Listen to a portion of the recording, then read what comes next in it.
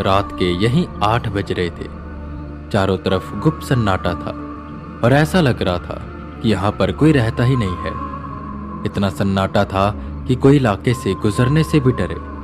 वहीं एक शख्स अपने पैरों से सूखे पत्तों को मसलते हुए एक दिशा की ओर तेजी से बढ़ रहा था।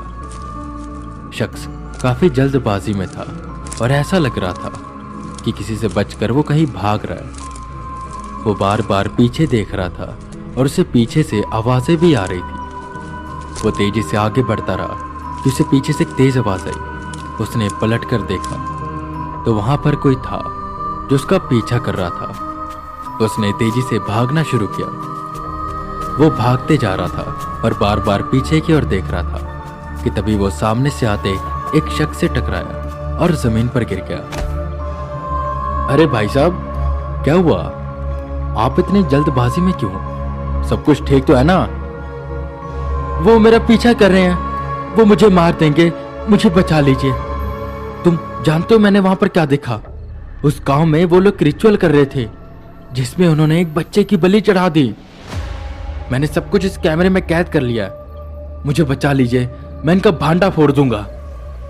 उसने एक दिशा की ओर इशारा किया जहां से 2 लोग भागते हुए उसके पास आते हैं और उसे पकड़ने की कोशिश करते हैं, जिस पर वो शख्स उन दोनों लोगों को कस के थप्पड़ मारता है और कहता है, नलायकों, कितनी बार कहा है, कोई भी काम किया करो ध्यान से किया करो, पहले आसपास देख लिया करो कोई है कि नहीं। अभी अगर ये चला जाता तो पूरे देश को पता चल जाता हमारे कल्ट के बारे में। गधे कहीं के। तोड़ो इसका कैमरा और मार कर इसका खून हमारे महाराज को चढ़ाओ, वो काफी खुश होंगे। ये सुनकर वो शख्स थर-थर कांपने लगा। वो जिससे बचने के लिए भाग रहा था ये उन्हीं में से एक था और शायद उन्हीं का सरदार था। मुझे माफ कर दो, मैं इस कैमरे को अपने हाथ से तोड़ दूंगा और कभी भी यहां पर वापस नहीं आऊंगा। भूल जाऊंगा जो मैंने यहां पर देखा। मुझे मत मारो, मुझे यहां से जाने दो, मैं कुछ भी नहीं कहूंगा किसी को। आप तो सुनिए, मेरे बच्चे हैं, मेरी बीवी है, प्लीज प्लीज मुझे जाने दीजिए। मैं तो यहां पर आना ही नहीं चाहता था। मुझे कंपनी ने यह काम दिया और मैं ज्यादा पैसों की लालच में यह काम के लिए मान गया। मुझे माफ कर दो।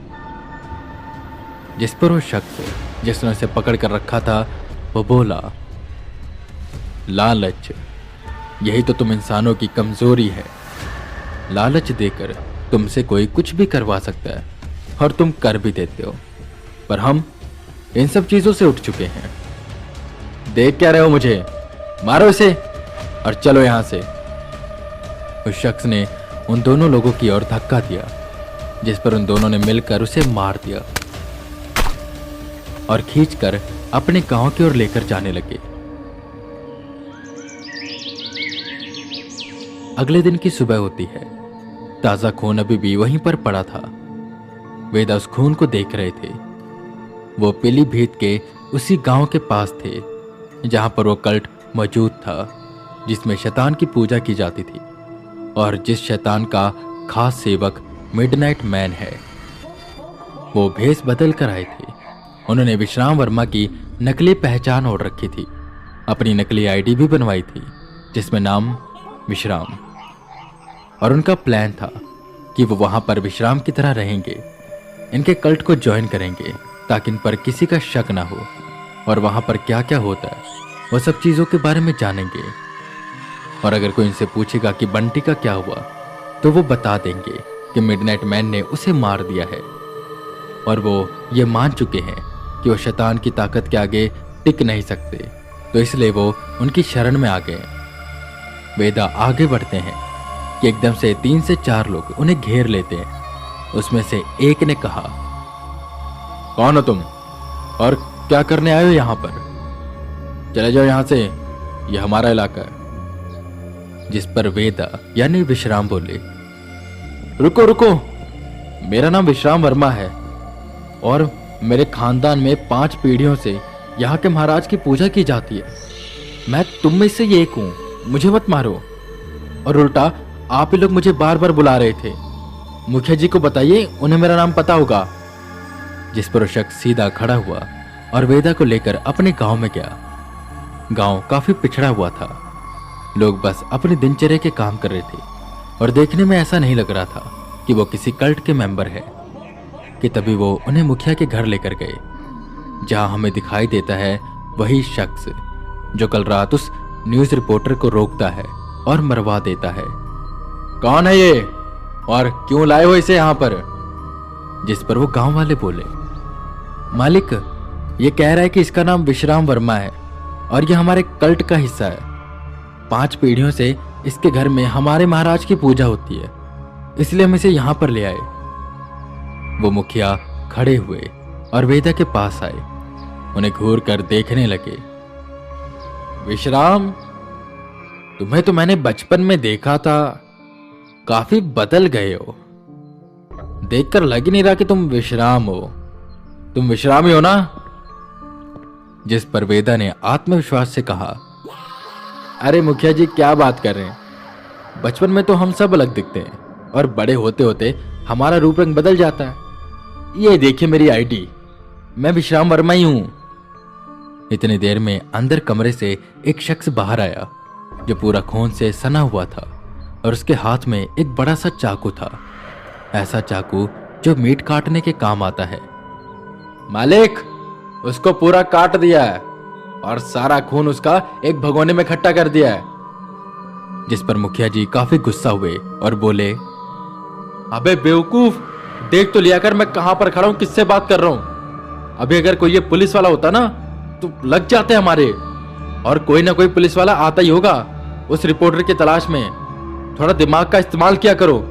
ये तो शुक्र है कि ये हमारी कल्ट का आदमी है, अब आगे से ध्यान रखना। जिस पर माफी मांग वो अंदर चला गया और वेदा को यह सुनकर खुशी हुई कि उन पर किसी को शक नहीं हुआ। मुखिया जी वेदा के कंधे पर हाथ रखते हैं और उन्हें गांव घुमाने लगते हैं।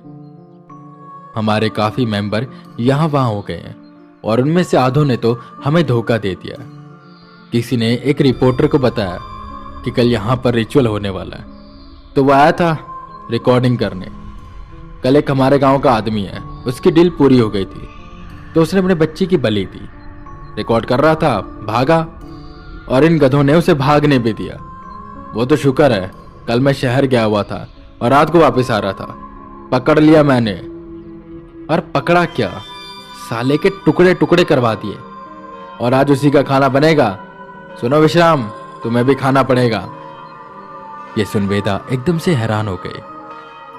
नहीं मुखिया जी, किसी और दिन सही। दरअसल 3-4 दिन से ना मेरे पेट में दर्द हो रहा है, इन्फेक्शन हो गया, तो डॉक्टर ने मना किया ज्यादा कुछ खाने से। किसी और दिन खाएंगे। वैसे वो जो रिपोर्टर की बात कर रहे हो, अगर उसने रिकॉर्डिंग की है तो वो टेप कहां पर है? मतलब हमें इसे नष्ट कर देना चाहिए ना, किसी के हाथ लग गई तो दिक्कत हो जाएगी। जिस पर मुखिया जी बोले, अरे विश्राम, तू उसकी चिंता मत कर, उसका बंदोबस्त तो कर दिया मैंने। वही जो सूखा कुआं है ना, वहीं पर पूरा कैमरा तोड़ के फेंक दिया, साला कोई ढूंढे नहीं पाएगा। चलो आओ, गांव के बाकी लोगों से मिलवाता हूं। जिस पर वेदा उनके साथ साथ चलते रहते हैं और मन ही मन कुछ सोचते रहते हैं। यहां पर तो इंसान को मारकर खाया भी जाता है, बच्चों की बलि दी जाती है और भी ना जाने क्या क्या होता है। वो टेप एक अच्छा सबूत है, वो मुझे किसी तरह मिल जाए, बस फिर इस मिडनाइट मैन को हराकर इन कल्ट वालों का भांडा फोड़ दूंगा, फिर ये सब के सब जेल में। वो दिमाग में ही प्लान बनाने लग गए, इन सब को खत्म करने का प्लान।